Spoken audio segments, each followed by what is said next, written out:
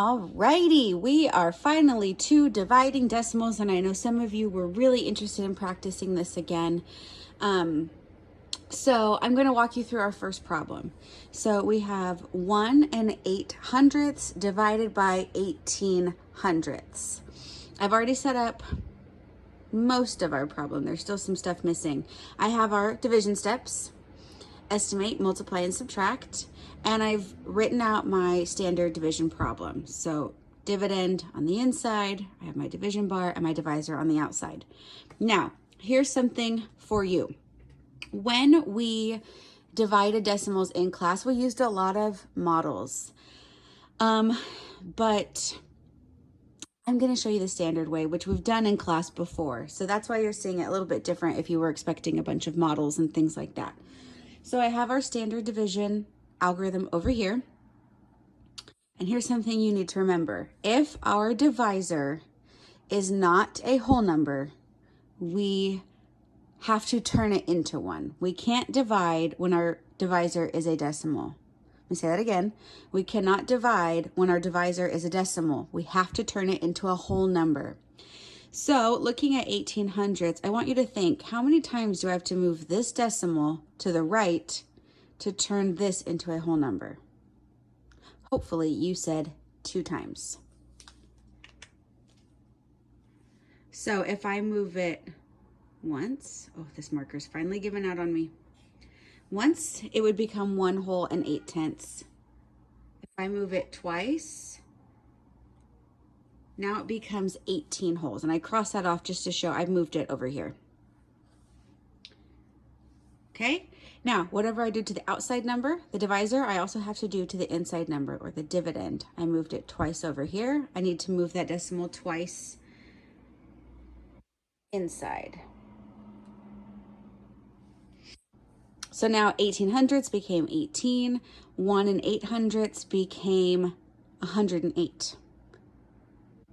Now, because this is messy, you also want to put your decimal on top before I move on. Because this is very messy, I can't work this way.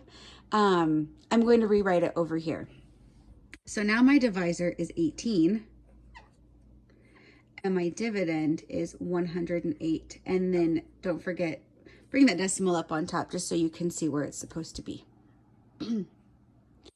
Okay, now I'm going to do my regular division steps. So I'm going to draw my model over here.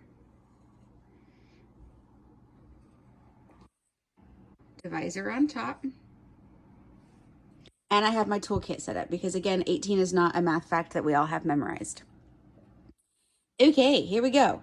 Is 18 times anything 1? Well, we know it's not because 18 times 1 is already way bigger than that. 18 times 1 would be 18. So I'm going to, we did this in class 2, put a 0 up there to show we estimated there was nothing. Is 18 times anything 10? Nope, there's no way because 18 times 1 would be bigger than that. So I'm going to add another 0 up there. This helps keep our place value just so we don't get confused by what our final answer is. This helps with that also. Now I'm going to look at, is 18 times anything 108? Well, hopefully. So I'm using a little bit of math facts, critical thinking, and reasoning to figure out what should I try to multiply this by. That last digit is 8, so I'm thinking I need to multiply 18 by something where that last digit's going to be an 8. So for me, and hopefully some of you are thinking that, if you're not thinking this way, just do your regular toolkit. But to me, 18 times 6 stands out because I know 8 times 6 is 48, which would give me that final 8 number. Hopefully that's making sense to you. If not, do your regular toolkit steps. 6 times 8 is 48. Carry the 4. My marker's giving out, you guys. 6 times 1 would be 6, plus 4 is 10. By golly, we did it. I'm going to come over here to my model. 18 times 6 was 108. I'm going to take 108 and subtract it from 108. And you end up with all zeros. Okay, you can see your answer is 6 right there. Or you can also come up here and add it there. 6 times 18 gave us 108. So 6 holes would be your final answer. Okay, if you have any questions on this, if you need any more help, just let me know. I am happy to help you guys as best I can.